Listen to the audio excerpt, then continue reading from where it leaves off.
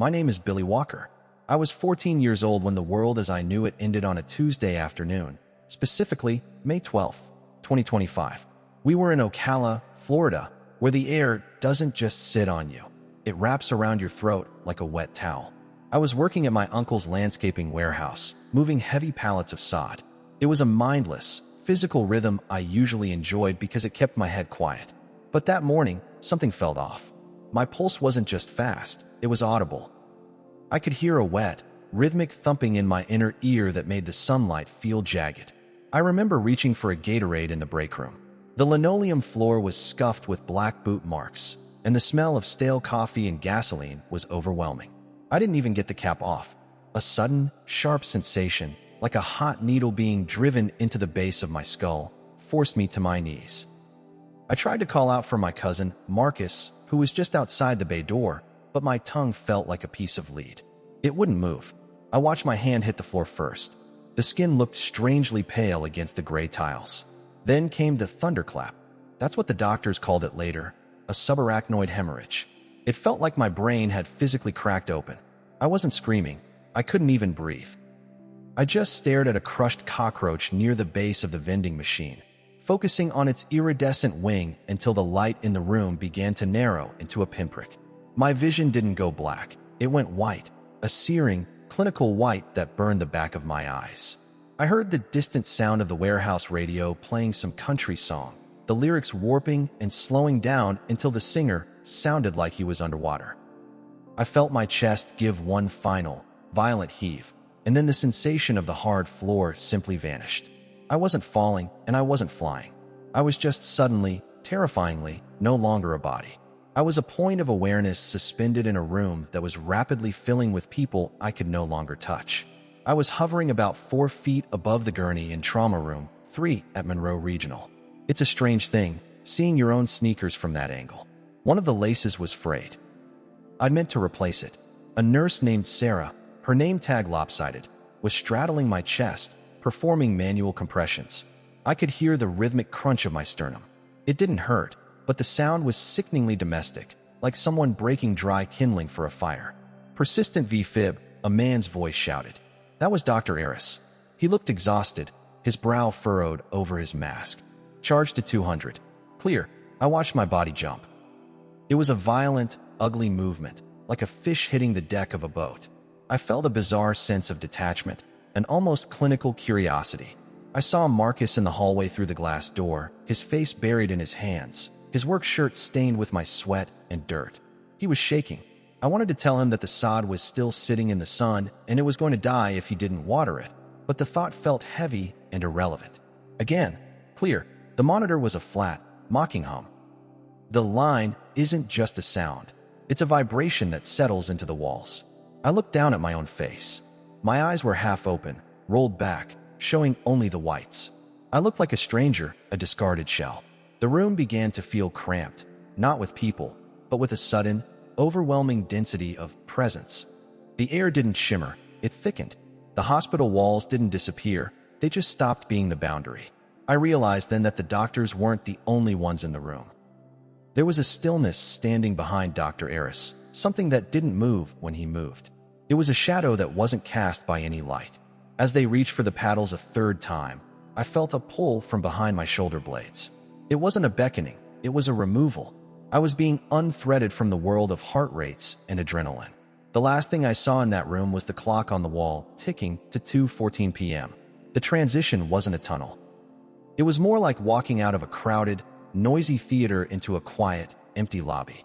I found myself standing in a long, corridor-like space that felt like a municipal building, something grounded and familiar, yet impossible. The floor was a polished, dark stone that reflected a sky I couldn't see. There was no wind, but the air tasted like ozone, the way it does right before a massive Florida thunderstorm breaks. I looked down at my hands. They were solid, but they didn't have the scars from the warehouse anymore. I was wearing the same clothes, but they felt light, almost weightless. I started walking because staying still felt like a choice I wasn't allowed to make. To my left, there were windows, huge, seamless panes of glass. But they didn't look out onto a garden or a golden city. They looked back at Ocala. I saw the downtown square, the moss-draped oaks, and the people walking by the courthouse. But something was wrong. Everyone below looked like they were moving through thick syrup. Their shadows were longer than they should have been for mid-afternoon, and they were flickering. I saw a woman sitting on a bench, checking her phone, and I could see a faint, gray vapor leaking from the device, wrapping around her wrists. It looked like a silent, slow-motion infection. I stopped at one window that showed my own home, a small, clapboard house with a peeling porch. My mother was in the kitchen, staring at a half-empty box of cereal. She wasn't crying yet. She was just frozen. I pressed my hand against the glass, wanting to shout, but the glass was cold, colder than ice. It felt like a barrier between what is and what is coming. I turned away from the window, and that's when I saw him. He wasn't standing at the end of the hall. He was just there, leaning against the wall like he'd been waiting for me to finish looking at my old life. He wasn't glowing with a blinding light. He was wearing a dusty, olive-colored tunic and work trousers. He looked like someone who knew how to handle a shovel. He looked at me, and his eyes weren't comforting. They were heavy with the weight of a countdown. "Billy," he said. His voice didn't echo. It landed right in the center of my chest. "You're looking at the wrong things. Look at the season." The hallway didn't dissolve. It just shifted. Suddenly, we weren't in a municipal building anymore. We were sitting on a simple wooden bench in what looked like an orange grove back home in Ocala, but the trees were wrong. The leaves weren't waxy and green. They were a translucent, pale silver, and the fruit hanging from them looked like heavy, unpolished brass. The air smelled of damp earth and something sharp, like ionized electricity before a strike. Jesus didn't look like the paintings in my grandmother's hallway. His skin was weathered by the sun, and there were deep lines at the corners of his eyes. He sat with his elbows on his knees, staring at his hands. They were calloused, the fingernails blunt and stained with what looked like red clay. He didn't turn to look at me right away. He just watched a single, heavy fruit fall from a branch and hit the ground with a thud that I felt in my own teeth. "You think time is a straight line, Billy," he said. His voice was low, like a hum in a transformer box. "You think you're moving toward a destination, but you're actually just living in a season that is rotting on the vine." I tried to swallow, but my throat felt dry. "Am I dead?" They were using the paddles. I saw Marcus crying. "You are between," he said, finally looking at me. His eyes weren't blue or brown. They were the color of deep water under a storm cloud. "And I brought you here because the spring you're heading back to isn't the one you planned for. Everyone is looking at the sky for signs, but the warning is in the soil. It's in the things you've already planted." He reached down and picked up a handful of the dirt. It didn't crumble. It flowed through his fingers like dry sand. "When the flowers bloom next March, the scent won't be sweet. It will be the smell of a debt coming due. Do you understand what happens when a foundation settles?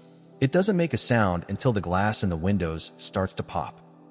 The scene shifted again, violent and jagged.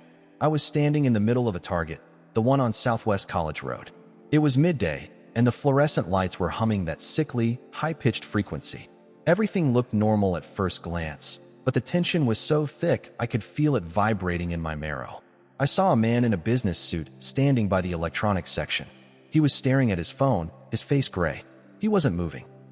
Behind him, a young mother was trying to soothe a crying toddler, but her eyes were darting toward the exit every few seconds, wide and rimmed with red. No one was talking. The usual mall chatter was replaced by a heavy, suffocating silence. Then, I saw the fracture. It started with a teenage girl near the registers. She dropped a glass bottle of Starbucks coffee. It shattered, the brown liquid spreading across the white tile like an ink blot test. Usually, people would jump, or a staff member would rush over with a caution sign, but no one moved. They all just stared at the mess. The girl didn't even look down. She just kept staring at the person in front of her with a look of pure, unadulterated loathing. "Look closer," Jesus' voice echoed, though he wasn't standing next to me. I looked at the shopper's hands. Their knuckles were white, gripping their cart handles so hard the plastic was groaning. I realized they weren't afraid of a shooter or a fire. They were afraid of each other. There was a spiritual thinness in the room, as if the politeness that holds society together had evaporated. A man bumped into another man's cart, and for a split second, I saw his shadow reach out and wrap its fingers around the other man's throat. It was a flicker of pure, demonic rage hidden behind a blank stare. The air in the store began to grow cold, not air-conditioned cold, but the cold of a cellar. This spring warning wasn't about the weather. It was about the sudden, silent breaking of the human contract. The target dissolved into the familiar smell of fried chicken and pine sol. I was in my own dining room. My mom was there, and so was my Uncle Ray, the one who owned the landscaping business. But they weren't the versions of them I knew. They looked exhausted, their skin hanging loose on their frames. "We can't cover it, Ray," my mom said. She was holding a stack of papers. "Medical bills with my name on the top.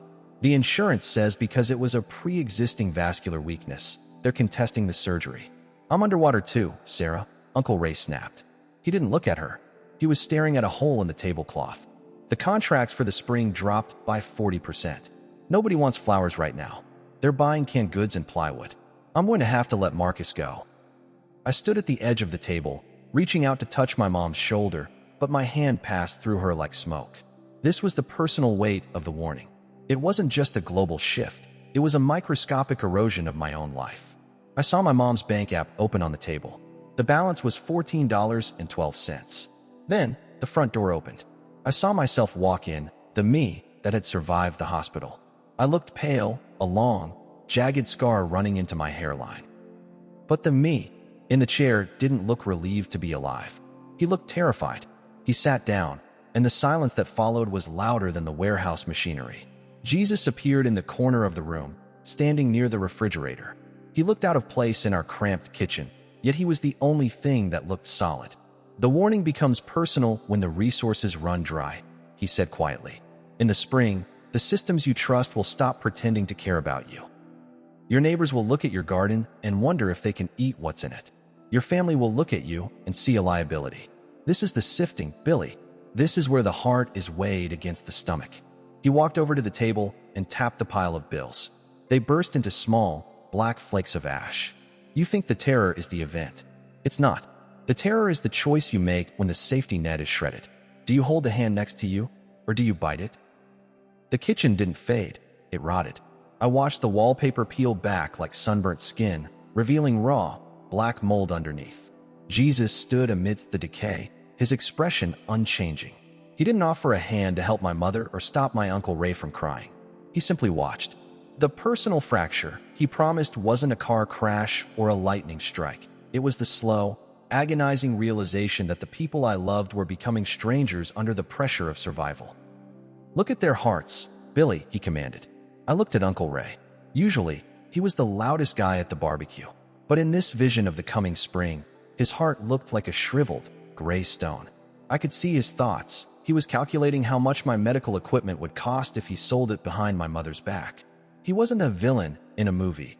He was just a man who was hungry and tired of being afraid. That was the most terrifying part. The evil wasn't a red demon. It was the quiet decision to choose himself over his sister's son. "The warning is about the great thinning," Jesus said, walking toward the front door. "When the supply lines fail and the digital numbers on those screens stop moving, the civilized man disappears. By April of 2026, the mask won't just slip, it will be torn off. You will see exactly who your father is. You will see exactly what your pastor values when the heating bill can't be paid." This spring warning is the season where the spirit departs from those who only loved me when the cupboards were full. We stepped out onto the porch, but the street wasn't Ocala anymore. It was a jagged, gray landscape of stalled cars and silent houses. The streetlights were flickering in a rhythmic, frantic pattern, like a heartbeat failing. I felt a coldness in my chest that had nothing to do with the hospital room. It was the realization that I was going back to a world that was about to turn into a cage. We were suddenly standing in a place that felt like the center of everything. It wasn't a cloud or a throne room.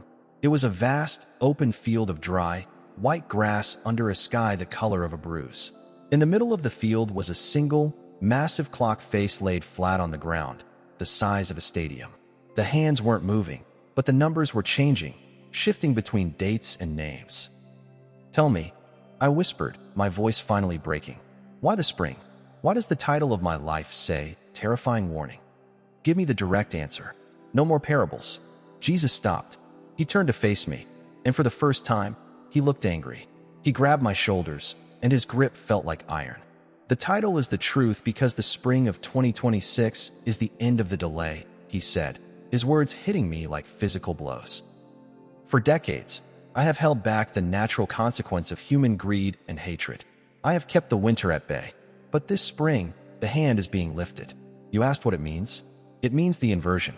Everything you thought was safe, your bank, your grocery store, your government, will become a source of threat. The systems will turn on the people they were built to serve. He pointed to the giant clock. The date March 20th, 2026 flickered into view. It happens because the soil can no longer hold the blood of the innocent. He continued, his voice rising. The outcome for every person is determined by one thing, the tether. If your life is tethered to the system, to the digital dollar, to the approval of the crowd, to the safety of the state, you will go down with the ship. If your tether is to the spirit, you will walk on the water while the others drown. There is no middle ground anymore. The warning is that the middle ground is being dissolved by a heat you cannot see. The spring flowers will bloom, but the people who pick them will be hollow. The field of white grass began to smoke. The heat Jesus spoke of was starting to rise from the giant clock beneath our feet. I looked down and saw my own name on the clock, right next to the date of my death in the warehouse. You have a choice, Billy, he said.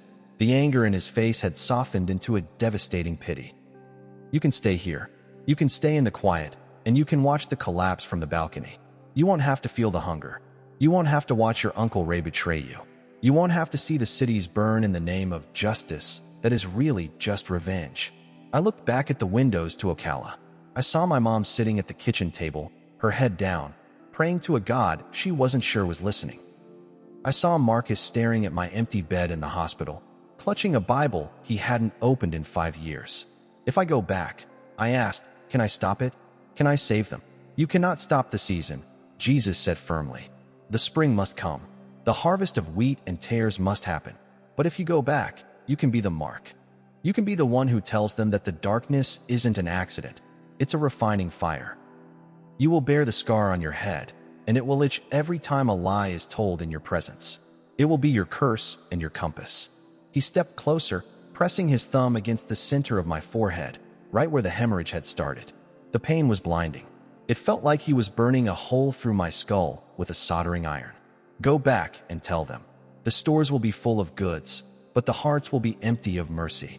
The peace is a thin veil. When the first flower of March 2026 opens, the door to the old world closes forever. Tell them to gather their oil now, for the lamps of the world are going out. The ground beneath me gave way. The giant clock shattered into a million pieces of glass, and I began to fall, not through clouds, but through the ceiling of the Monroe Regional Trauma Room. The return was not a gentle waking, it was a collision. It felt like being slammed into a brick wall at 60 miles per hour, but the wall was my own ribcage. The first thing I felt was the cold, the sterile, aggressive air conditioning of the trauma room, and then the fire in my throat from the intubation tube. My lungs spasmed, fighting the plastic, and my eyes snapped open. The overhead lights were no longer clinical. They were blinding, vibrating discs of white agony. He's back. I have a pulse. Sinus Tatch, 140. Sarah's voice was a scream of relief, but it sounded distorted. I tried to sit up, my muscles locking in a seizure-like tension. I could feel the mark Jesus had pressed into my forehead. It wasn't just a sensation, it was a rhythmic, burning throb that pulsed in time with my heart. I looked at Dr. Aris. He was leaning over me, his face a mask of sweat and disbelief. But as I looked at him, the vision didn't fully leave. I didn't just see a doctor. I saw the tether Jesus had mentioned. I saw a thin, gray cord extending from the doctor's chest, connected to a digital monitor on the wall. He wasn't looking at me with soul-deep compassion. He was looking at a successful metric on a screen. "Billy, stay with us," he said, his voice echoing. I couldn't speak, but I grabbed his wrist. My grip was unnaturally strong. I wanted to tell him that the clock was wrong, that the date on the wall, May 12th, 2025, was just a countdown. I looked past him toward the doorway. My Uncle Ray was there, peering through the glass. In the vision, he had been a hollowed-out shell, calculating my worth in spare parts. Seeing him now, in the real world, sobbing with his hand over his mouth, was the most painful part. I knew what was coming for him. I knew the exact moment his grief would turn into resentment. This spring warning wasn't a future event anymore. It was a seed already growing in the room. 3 weeks later, I was back in our small house, sitting on the porch. The Ocala heat was oppressive, but I wore a beanie to cover the surgical scar and the strange, discolored patch of skin in the center of my forehead that the doctors couldn't explain. They called it localized trauma-induced vitiligo, but I knew it was the burn from a thumb that had held the stars. The world looked the same, but the thinness was everywhere. I went to the grocery store with my mother, the same Target from the vision. As we walked through the aisles, I felt the itch in my scar. I turned the corner into the electronics section and stopped dead. A teenage girl was standing there. She was holding a glass bottle of Starbucks coffee. I froze, my breath catching in my throat. I watched her hand. It was trembling. I looked at the shoppers around her. They weren't smiling. They were staring at their phones with that same gray, vacant intensity one had seen in the between place. The air in the store felt unnaturally cold, despite the Florida sun outside. "Billy, you okay, honey?" my mom asked, reaching for a bag of flour. I didn't answer. I watched the girl. She shifted her weight, and the bottle slipped. It hit the white tile and shattered. The brown liquid bloomed across the floor like an ink blot. My heart hammered against my ribs. I waited for someone to laugh, for a clerk to shout, for the girl to apologize. Nothing. The girl just stood there, staring at a man in a business suit 3 feet away. The man didn't look down at the glass. He looked at the girl with a flash of such cold, concentrated hatred that my mom audibly gasped. It lasted only a second before they both looked away, but the mask had slipped exactly as I was told it would. The silence in the store wasn't peace. It was a held breath. I looked at my mom's phone as she checked her balance at the register. $42.12. The number was different, but the downward trend was the same. The final proof didn't come from a vision or a stranger. It happened this morning, March 4th, 2026. I woke up to the sound of my Uncle Ray's truck pulling into the driveway. It's early spring now. The azaleas are in full bloom across Ocala, but they don't smell like flowers. They smell like ozone and dry earth, just like the orchard in the between place. I walked out onto the porch, my forehead throbbing with a dull, insistent heat. Ray didn't get out of the truck at first. He just sat there, staring through the windshield. When he finally stepped out, he wasn't carrying a coffee or a tool belt. He was carrying a legal envelope. He wouldn't look me in the eye. He looked at the porch boards, his face gray and set in a hard, unfamiliar line. "The insurance company won't pay for the final vascular follow-up, Billy," he said, his voice flat. "And the business. I had to sell the equipment. All of it. The bank is calling in the lien on this house because I used it as collateral for the warehouse back in 24. Ray, this is Sarah's house," I said, my voice sounding like it belonged to someone else. "It's the bank's house now," he snapped, and for a second, I saw the shadow from my vision. It didn't look like him. It looked like a hunger. "I have to take care of my own, Billy. You died on that floor. You were supposed to be gone. Do you know what it cost to keep you here?" He dropped the envelope on the porch and walked back to his truck without a backward glance. I picked it up. Inside wasn't just a foreclosure notice. It was a letter from the county, dated today. It announced a mandatory resource realignment due to this spring economic collapse, a phrase I hadn't heard on the news yet, but one that was now printed in black and white in my hand. I looked out at the street. My neighbor, a man who had lived there for 20 years, was packing a suitcase into his trunk in total silence. He saw me and didn't wave. He just stared, his knuckles white on the handle of his car door. I touched the scar on my forehead.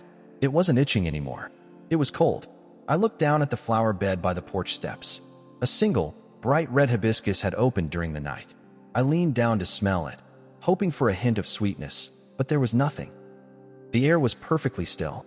The great thinning had arrived, exactly on schedule. I walked back inside and locked the door, knowing the key wouldn't matter for much longer. If this message felt important, it probably was. There are more stories like this, and they only get deeper. Subscribe now so you don't miss the next one, because some warnings aren't meant to be ignored.